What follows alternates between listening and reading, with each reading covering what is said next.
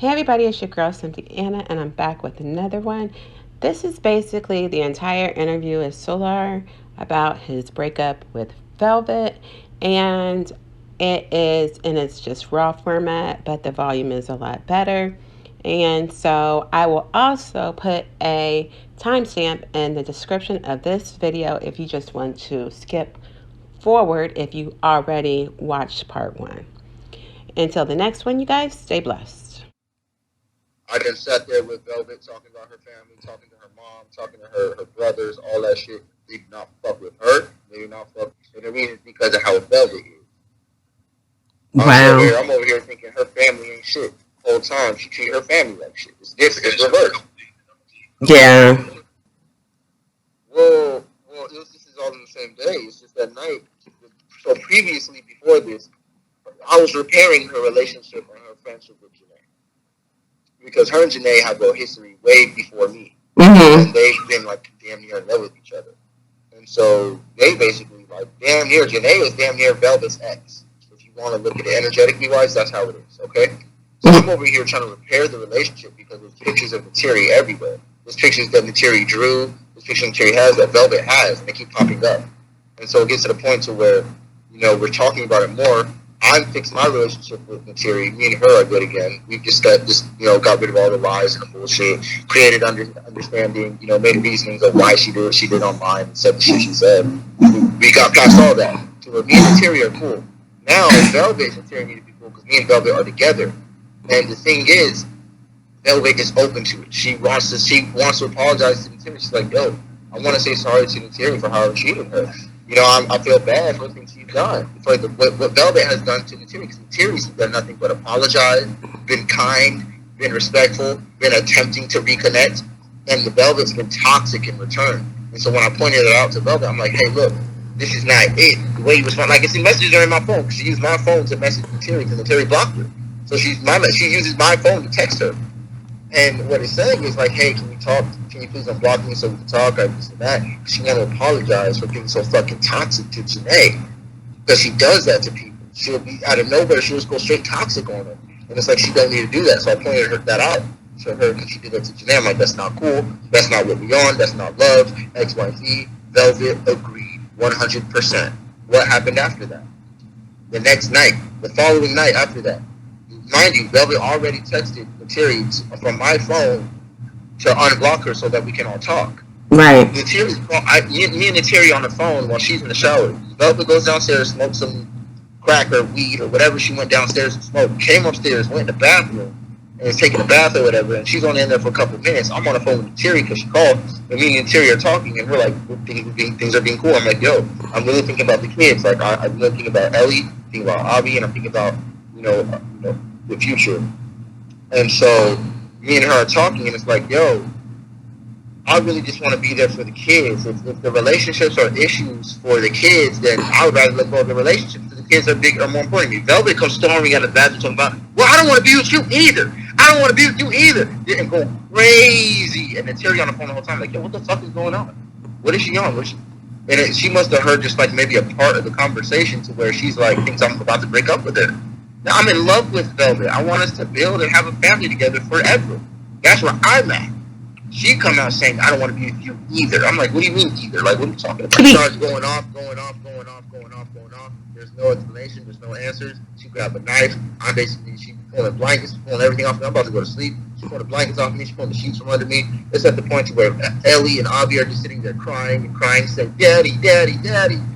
They're scared. They're crazy. She's acting fucking crazy. She got the door wide open, yelling down the hall. All the neighbors waking up. It's fucked up. It's crazy drama in the middle of the night. Like 12 a.m. No, the kitchen's right there where our bed was. So what she did was she went into the kitchen, cut a sandwich, and grabbed a knife, and then came and started talking to me like, you gotta go now. You gotta get out of here now. This is my house. It's my energy. It's my house. This is mine. And she was doing all that. I'm like, yo, I can leave. That's fine, but put the knife down, yo. Like, chill. And because of that, because she took it to that extent, that level of toxicity, in my head, I'm like, it's over. It's over. I'm leaving. I'm gonna leave. Don't worry. Let me unplug my studio. Let me take things down. Let me pack things up. I'm on the way out. Don't worry. The door's wide open. Girls are crying. She's screaming, ranting, and raving, acting crazy. Now I see why those girls act the way they act, because that's what they mama do. They only do what they mama do. So the girls be wilding out, rebellious, hitting each other, smacking each other, going crazy, fucking up the walls, lying, stealing. These girls got problems, yo. And the reason is because it's what Velvet does all day. And so crazy, me being there, I'm training these kids, I'm training these girls, I'm getting them back on point, I'm getting them to a great place. Velvet, his mind is so blown, she's so happy, she's so amazed, she's like, you're literally like the best father ever. I'm like, I know, I love them, like I know, I understand. And I'm teaching them like the best way I can. I did so much for them in a month to where these girls' consciousness evolved so high. Even Velvet. And Velvet has learned so much. I didn't know how stupid she was. Velvet really does not know any knowledge like that. She doesn't. I thought she did. She doesn't. Eligio wasn't teaching her shit. She don't know nothing. She doesn't even know her own chart. So it's like, wow, all these years, you or I, you're not really with the knowledge. You really are here for sex. That's Velvet. Velvet is here for sex. And deeper than that, when it gets past that and it gets to the family and it gets to the mission and it gets to the knowledge and it gets to that, that's all the rules and the cover up. And I think that part of it is real for her. I just think she has so much trauma and so much shit built up to where she can't honestly and authentically take a spiritual journey. She's over here playing the media game just like Eligio did, and now she's turning into another Eligio. And she's gonna go to Yakin and she's about to go fuck his shit up. Wow. Because she thinks she's the chiefess. She's the one. She's the queen. You cannot, you know what I mean? I know how she acts. I know how she feels about herself. So her being with Yakin, she would never be able to play that humble of a position. Queen, if she go over there, she got to be the top-notch leader queen. And sorry, that position's taken. Yep. So ultimately, Velvet's choices is either find another relationship, get off line, stop trolling, or eventually she's going to end up being with me again. Eventually. Because why? Her and Nateri wanted to be polygamous together with me. The only problem was that Velvet kept doing toxic things. Nateri wanted to do it. Velvet wanted to do it. Me and Velvet and Nateri were all going to be together, and we were going to do everything together like that, teaching about family, love, knowledge, everything. And it was all good, and it would all still be done. But Velvet's a toxic motherfucker, and that's just what it boils down to. She sabotages things. She ruins things when it's not needed. She don't have to do that. You know, she's scared. She's insecure. There's a lot of fear. And so you'll notice that she's not saying shit about me online.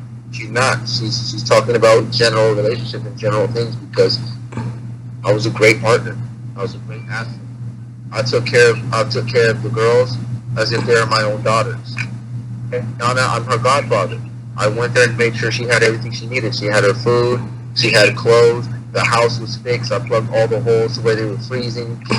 You know what I mean? I'm there, I'm educating her, I'm changing the videos that she gets to watch on YouTube so she can learn, so she can grow rather than be distracted. These little girls are so distracted.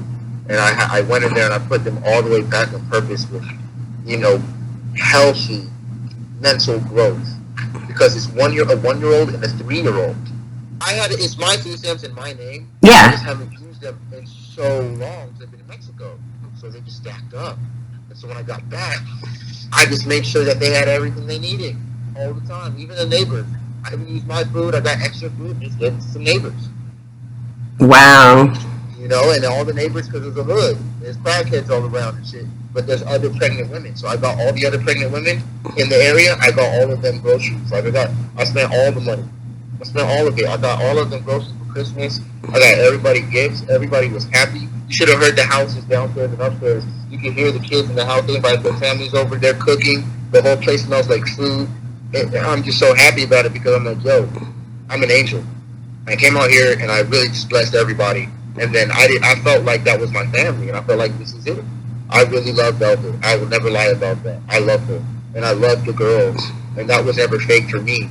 But I think it might have been fake for her. And so yet again, that's a heartbreak for me because I really loved her, and I really love Ellie. Like even now, like I'll call Velvet again just to talk to Ellie. Like, is Ellie good?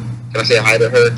Like I would do that more than I'll faster than I'll just call Velvet to try to fix that relationship because Velvet's the one who's destroying this shit. You know what I mean? It is what it is. Velvet has always been the one destroying everything, and I didn't realize that until I was with her. And I've been nothing but heal and repair and fix, and she just Was it all in the trash? And it's all good. Everything was. This is the best thing I've ever seen in her life for her. Her family opened up, her mind opened up, her heart opened up, everything opened up. One moment, one moment of her wilding, and me having boundaries, ended the entire relationship. And she did it once before. The only reason why it didn't end the first time was because I went up to her, I grabbed her, I held her, I hugged her, even when she said don't touch me, kissed her and everything. And she was like, oh my God, thank you so much. You know how to talk to me. You know how to deal with me. I never felt I'd meet a man that could understand me in every way. I'm like, I do. I love you. Don't worry. I got you. And I went and loved her, held her, hugged her, all that. And then the next time, which was this time most recently when I left, she did it again. And I'm like, you know what? This is toxic behavior. This is not how you get love. This is not how you get affection. If this is what you think you have to do to get love and affection, is try to destroy people, bro, this is toxic and I can't do this. So ultimately, I have to go. And so when she was kicking me out as a fake threat, I had to take it as real. You know, her saying, I don't want to be with you anymore, I don't want to be with you. She says that when she's scared. She doesn't mean it. And unfortunately, I'm making her eat her words. And she didn't have to. I could still be there right now. Me and her could still be there right now, posting videos, making food. Right now, today. But it's not happening right now. Why? Because I did chose to leave. She told me to leave. This time I packed up and left. No questions asked. I did it. I'm gone. You got it. Bye. What? Yeah, I'm just leaving. And she's so hard-headed. She's waiting for the moment for me to, what? Be the same normal me and just be like, baby, come on, let's talk about it. I love you. We can fix this. But after you left, did she ever try to like contact you to get you to come back? Yes.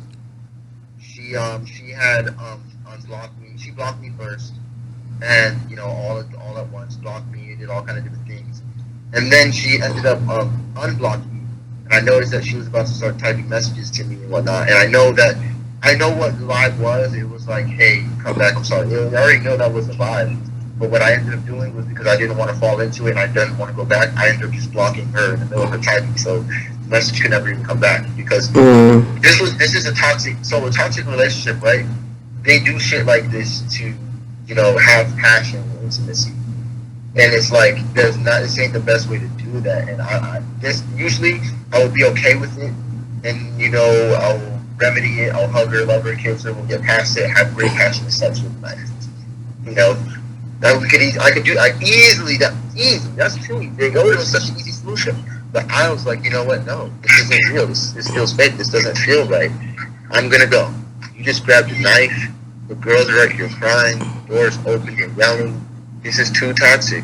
You know, I'm not about to close the door, fix this, be calm, show self-control again first, and then what happens? I show self-control, I apologize for whatever bullshit I might think I need to apologize for, and then she does what? She apologizes for acting the way she acts and doing the way she does. And that's just the routine. But the babies, they're already like traumatized. They're traumatized. They're crying, they're sitting there saying, Daddy, Daddy, Ellie almost every day, she prays for her father. Every day, Ellie prays for her father. And every day that I've been there, they have a talk like, Ellie, remember you always pray for Daddy? Look, you have one now. And Ellie's just so happy. She will not leave me alone. Ellie's like, she's literally like attached to me. You know what I mean? Because I'm Daddy. And that's her daughter. She's been praying for her daddy every day for her whole life. And now she finally has one. So, you know, that's our relationship, me and Ellie. So now it's even more traumatizing. To see how Velvet treated me, with Ellie knowing that I don't do nothing but the best for her and Audrey. She knows that I tell mommy to calm down when she's cussing at them, yelling and freaking out. She knows that daddy tells her to calm down and fixes things so that we all are having fun and loving again. All Ellie knows is what I do there. She doesn't know the details. She's 3. She doesn't know the details. All she knows is that the energy changes when I speak, when I talk. Whenever they're getting in trouble and I step in, things get better. They know that when they're doing wrong and I have to discipline them, they listen. Because Daddy ain't doing nothing but the best for us, so when he tells me to do something, I'm going to do it. And that's just how they are. They respect me. They don't respect her. When she tells them to do something, they don't do it. When I tell them to do something, they do it immediately. Immediately. Why? Because they respect me. Why? Because I give them love. I talk to them. I say, hey, Ellie, you know, normally when she doesn't get in trouble, she's scared. She thinks she's getting in super mega trouble. I'm like, no, talk to me. Are you angry? Why are you hitting Ariana? Are you angry? What's going on? Are you sad? Are you hurt? Talk to me. Finding out Eliana is really just like, she feels ignored, disrespected. She feels like she's nobody. She wants attention. She's not getting attention. She just wants to be loved, and she feels like nobody loves her. That's what I got out of it. That's She feels like heartbreaking. nobody loves her, and that's why she does the most for attention. That's why she hits people. That's why she lies. That's why she breaks rules. She does it on purpose for attention. Literally, I knew that already. That's why I talked to her. I said, "Hey, are you sad? Are you angry? What's wrong?" She she just wants mommy to love her. She just wishes mommy would love her. And and I'm like, oh, okay, interesting. And as I talked to her and see how valid that was, that is what it is. Velvet doesn't. She's too emotional. She sees herself in the kids, and so she hates the kids. But it's like it's you, motherfucker. It's you. They're doing what you do, and you don't like it. They're doing exactly what you do, Velvet, and you don't like it. Mm. That's the whole rundown. I was ready. It's crazy. That's the whole rundown. I was going to say real quick. Hey. So that's pretty much all that I was able to record. And I appreciate you guys sticking with me with my volume issues on this interview. And until the next one, you guys stay blessed.